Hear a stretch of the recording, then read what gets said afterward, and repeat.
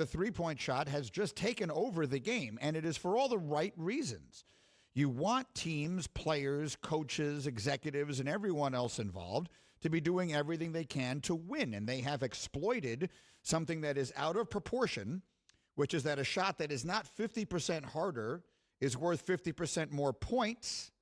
They have exploited that to a place where it makes no logical sense not to do it. So you cannot tell a team, shoot fewer threes, because it would be malpractice to do so. It would be a breach of your fiduciary responsibility. So what do they have to do? They have to change the rules. In the same way that pro football has multiple times changed rules, in the same way that Major League Baseball, National Hockey League, and the NBA itself has changed rules multiple times. They have done so in order to make the game more watchable, more competitive, or more whatever it is they want to be more of. No one should have a problem with that, and I certainly don't. So let's solve this problem. Mine is that sort of rare genius that will not be fully appreciated until long after its time. A genius, you said? You're a genius. He's a genius, eh? We're not going to appreciate your brilliance until you're gone. Brilliant. Exactly. So, Hembo, when you read the Kevin Arnovitz piece, he gives one suggestion of a solution that I don't like. Tell everybody what that is, the one about the limitations. So one solution, this is one that executives have even suggested, is to cap the amount of three-pointers that a team is allowed to take. So you specify the number, you cannot exceed it, and beyond that, any shot that you shoot beyond the three-point arc would only count for two. Okay, so there's a certain number of threes you can get in a game. You can shoot from wherever you want, but only, I'm just making this up, 20 times, 15 times, 25 times, whatever it is. Only that number of times would that shot be worth 3 points. I don't love it. I don't love it. It feels contrived.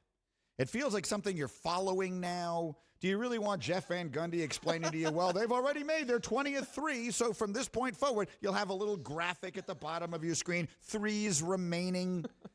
I guess we would get used to that if they did it. It's not a bad idea, but I don't like it. It feels contrived. It doesn't feel like the best solution. Feels like college overtime. I hate college football's overtime because it feels contrived. It just doesn't feel like the game anymore. We're doing something else. And that's what I don't like about that, and that's what I don't like about this. To me, the answer to this is so simple. So simple. Move the line back. Just move it out. The shot is just much too easy.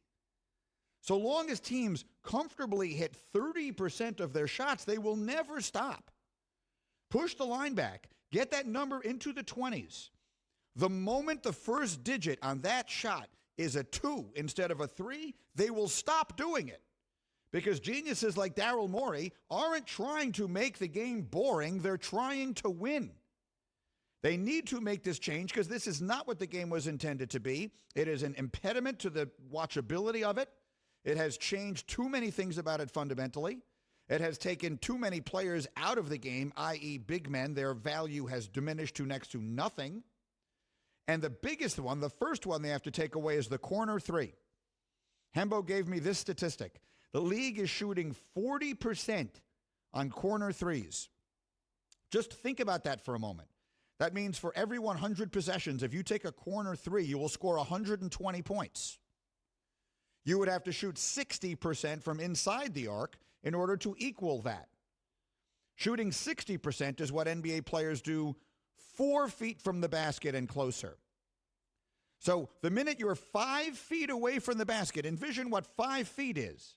The minute you're 5 feet away from the basket, you are better off shooting a corner three than you are taking a shot from where you currently are. It's just math. That's all analytics are. We hate the word, but that's what it is. It's just math. And the people running these sports are math people now. When Daryl Morey and Charles Barkley were fighting on TV all the time, Charles wasn't wrong, but he is wrong. The math wins. Math is an absolute. So is science, by the way, but let's not have that conversation right now. These are not things that are open to opinion or interpretation. The math is the math. 60% is 60%. 40% is 40%. And as long as players can make these shots, you watched the All-Star game the other night? Steph Curry and Damian Lillard are comfortably hoisting up 47-foot jump shots. They're not heaving the ball. They're shooting it in perfect form. So we got to move that back. Now, how far back is something that we have to figure out. Hembo, what were you telling me? What is the 29 feet? The break-even point here is 29 feet, meaning at that distance, that's when the average field goal percentage goes below 33%. But that's not a good stat, it seems to me, because people aren't taking that shot normally. People aren't taking a lot of 25-footers, right? That's just not the way these things are going. People aren't shooting from 4 feet behind the line, 3 feet behind the line. There are more than 1,500 shots this season taken between 28 and 30 feet. It's a lot of shots. But a lot of those are the particularly long ones. How many shots were taken at 24 feet, 25 feet, just behind the line?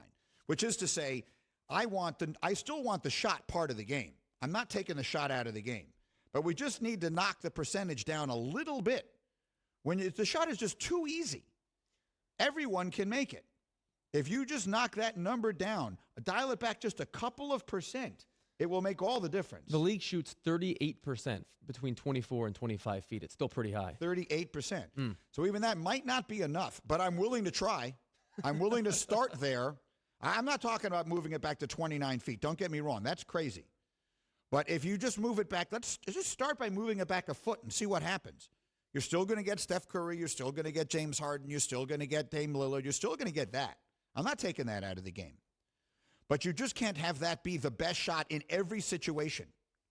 You just cannot have teams, when they're running a 3-on-1 break, flaring to the corners because they want to take a corner three instead of an uncontested layup. That's just not basketball. And I have to believe the people who run this sport agree with that. If you love the sport, if you have paid attention to it for longer than the last 4 years, you know I'm right. So to me, that's the solution. Just start moving the line back until we figure it out. Thank you for watching ESPN on YouTube. For live streaming sports and premium content, subscribe to ESPN+.